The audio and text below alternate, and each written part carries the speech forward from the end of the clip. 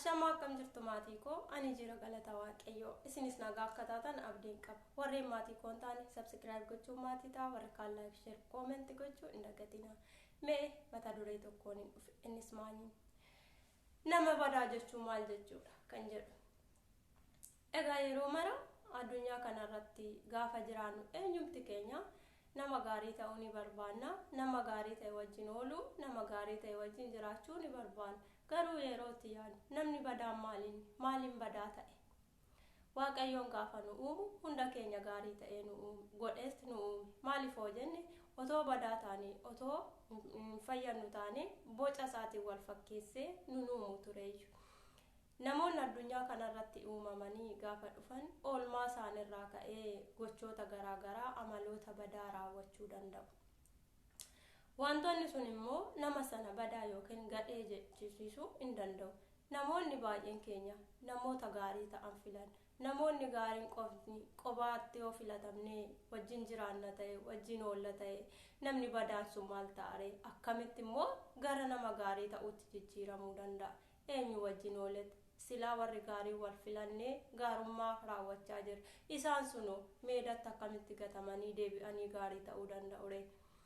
Egaa namoonni gaarii ta'an yookiin amala gaarii qabaatan tokko yaada gaarii qabaatan tokko namoota amala badaa qabaatan sana gara gaarummaatti jijjiiruu ni danda'u.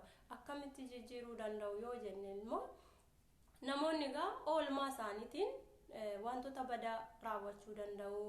Amala gaarii ta'e tokko dhabuu danda'u.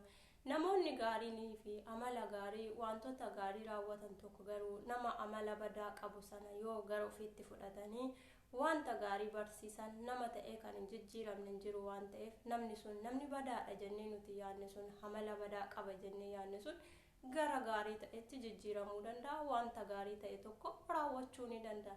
Maaliif akkamitti yoo jenne namni isa bukkee jiru tokko yeroo mara wanta gaarii raawwata yeroo mara wanta gaarii dubbata yoo ta'e namichi sun guyyoota 2 fi guyyoota 3 keessatti wanta gaarii inni sun raawwatuu fi dubbatu gochuu ni danda'a. Maaliif wanti badaan fuuldura isaatti raawwatamaa hin jiru waan ta'eef wanta gaarii raawwata. Kaleessa soolmansaa warroota badaa faana waan ta'eef namoonni inni wajjin oolu sun badaa waan dubbatanii fi raawwataniif waanuma sana raawwata waanuma sana barata waanuma sanatu sammuu isaa keessatti qarratsamee jiraata jechuudha. Asisoo dhufe garuu akkasumatti gara sammuu isaatitti fudhatee of jijjiiree gaarummaa dubbachuu fi gaarummaa raawwachuu danda'a. Egaa namoota badaa ta'an gooda irratti dhiisnee ebeluun badaadha ebeluun gocha badaa raawwata gocha badaa dubbata jechuu irra namoota sana gara gocha badaa keessaa kallattiitti baasnee inni wanta gaarii raawwatee dubbatee akka keenya gaarii hojjetee jiraatuuf gara keenyatti fudhachuu qabna. Yeroo mara dubartiin abbaa manaa gaarii wajjin jiraachuu barbaaddi. Abbaan manaa gaarii wajjin jiraachuu barbaada.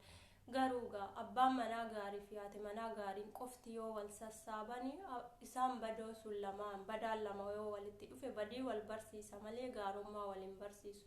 Kanaafuu yeroo mara namoonni wantoota akkasiillee ilaalcha keenya keessatti galchinu haadha manaa amala badaa qabaatte tokko yoo fuutan abbaan manaa amala gaarii qabda yoo taate haadha manaa keessana gaarummaa barsiisuu ni dandeessa. Amala ishiin kaleessa qabdu badaa sana irraa deebiftee haadha manaa gaarii gootee qartee baaftee namoota biraatiif illee barumsa kennuu ni dandeessa. Haati haati manaa yoo taate abbaan manaa kee kaleessa amala badaa yoo qabaate suusii yoo qabaate namoota arrabsa yoo ta'e namoota rukuta yoo ta'e ati dubartii waan taateef dubartiin abshala waan taateef abbaa manaa kee sana jaalalaan bittee akka inni gochoota akkasii sana raawwanne gochuu ni dandeessa.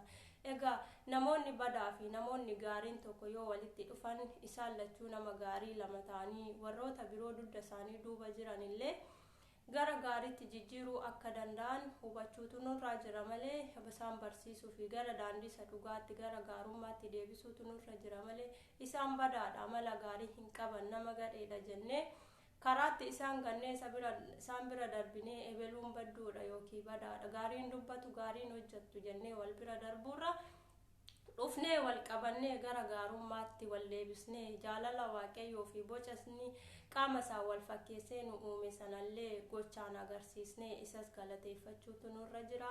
Galatoomaa isiniin jaaladha.